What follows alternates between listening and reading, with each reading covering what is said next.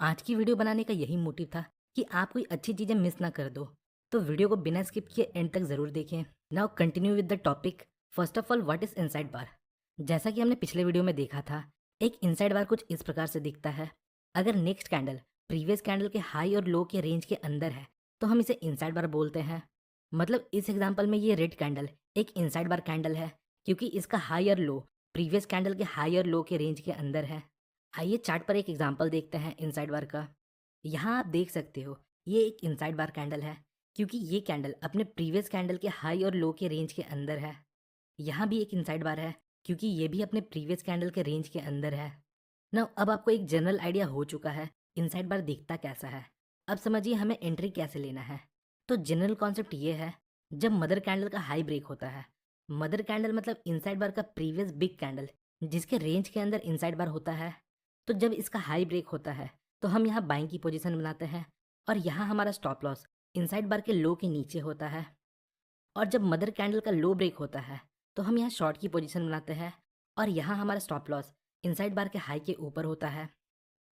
देखिए, अगर हम कोई बुलिश ट्रेड लेते हैं तो उसके लिए मदर कैंडल ग्रीन होना चाहिए, और अगर हम कोई बेरिश ट्रेड लेते हैं तो उसके लिए मदर कैंडल रेड होनी चाहिए, जिससे हमें एक अच्छी एक्यूरेसी मिलती है। स्ट्रैटेजी को समझने के पहले आप समझिए हमें इसे कब अवॉइड करना है। अगर मार्केट रेंज बाउंड है या साइडवेज है तो हमें इनसाइड बार पर ट्रेड नहीं लेना है। उस समय हमें इसे अवॉइड करना है क्योंकि इनसाइड बार हमें इनडिसीजन रिप्रेजेंट करता है। मतलब मार्केट यहाँ अनडिसाइडेड है। यहाँ ना बायर्स प्राइस को ऊपर ले जा पाए और ना सेलर्स प्राइस को नीचे ले जा पाए और प्रीवियस कैंडल के रेंज में फंसे रहें। और वहीं रेंज मार्केट भी अनडिसाइडेड होता है, जहां बायर्स प्राइस को रेसिस्टेंस तक लेकर जाते हैं और सेलर्स प्राइस को सपोर्ट तक लेकर जाते हैं, और ये कुछ दिनों तक चलता रहता है और प्राइस एक रेंज में फंसा रहता है। अब आप ही सोचिए, अगर हम दो अनडिसाइडेड चीज़ों को मिलाकर ट्रेड करें तो हमें क्या मिलेगा। अब समझते हैं हम इसे ट्रेड कैसे करना है। पहला तरीका है, जब मार्केट कंसोलिडेशन पीरियड के बाद एक ब्रेकआउट देता है तो हम इसे ट्रेड कर सकते हैं। दूसरा तरीका, जब प्राइस 10 पीरियड मूविंग एवरेज के साथ रिएक्ट कर रहा होता है तब हम इनसाइड बार को ट्रेड कर सकते हैं। और तीसरा तरीका है सपोर्ट और रेसिस्टेंस। आइए एक एक करके एग्जाम्पल की हेल्प से स्ट्रैटेजी को समझते हैं। पहले हम ब्रेकआउट ऑफ कंसोलिडेशन पर ट्रेड कैसे लेना है वो समझेंगे। देखिए, जब मार्केट कंसोलिडेट करता है मतलब यहाँ एक स्ट्रॉन्ग सपोर्ट और रेजिस्टेंस है, और जब प्राइस यहाँ किसी भी डायरेक्शन में ब्रेकआउट देता है मतलब यहाँ एक स्ट्रॉन्ग मोमेंटम क्रिएट होता है जो सपोर्ट या रेजिस्टेंस को ब्रेक करता है। और इस सिचुएशन में जब एक इनसाइड बार फॉर्म होता है तो ये हमें एक बेटर रिजल्ट प्रोवाइड करता है। आइए एग्जाम्पल देखते हैं। यहाँ आप देख सकते हो मार्केट क्लियरली एक रेंज में मूव कर रहा है। नेक्स्ट, प्राइस सपोर्ट लेवल को ब्रेक करता है, मतलब यहाँ डाउनवर्ड मोमेंटम हाई है और यहाँ हमारे पास एक इनसाइड बार कैंडल है। अब हमें इसके लो के ब्रेक होने का वेट करना है। नेक्स्ट, यहाँ एक रेड कैंडल इसके लो को ब्रेक कर देता है। अब मैं यहाँ शॉर्ट कर सकता हूँ और मेरा स्टॉप लॉस इनसाइड बार के हाई के ऊपर होगा। एक और एग्जांपल देखते हैं। यहाँ भी मार्केट क्लियरली एक रेंज में है। नेक्स्ट, प्राइस इस रेजिस्टेंस लेवल को ब्रेक करता है और फिर यहाँ हमें एक इनसाइड बार कैंडल मिलता है। अब हमें मदर कैंडल के हाई के ब्रेक होने का वेट करना है। तो यहाँ एक ग्रीन कैंडल मदर कैंडल के हाई को ब्रेक कर देता है। अब मैं यहाँ बाई कर सकता हूँ और यहाँ मेरा स्टॉप लॉस इस जगह पे कहीं होगा। आप सिचुएशन के अकॉर्डिंग स्टॉप लॉस को थोड़ा बहुत एडजस्ट कर सकते हो। अब मूविंग एवरेज का कॉन्सेप्ट समझिए। सपोज ये प्राइस है और ये हमारा 10 पीरियड मूविंग एवरेज है और यहाँ प्राइस मूविंग एवरेज के साथ परफेक्टली रिएक्ट कर रहा है। इसका मतलब मार्केट अभी स्ट्रॉन्ग ट्रेंड में है। और जब हमें इस सिचुएशन में इनसाइड बार मिलता है तब हम ट्रेंड के अकॉर्डिंग ट्रेड ले सकते हैं। आइए एग्जांपल की हेल्प से समझते हैं।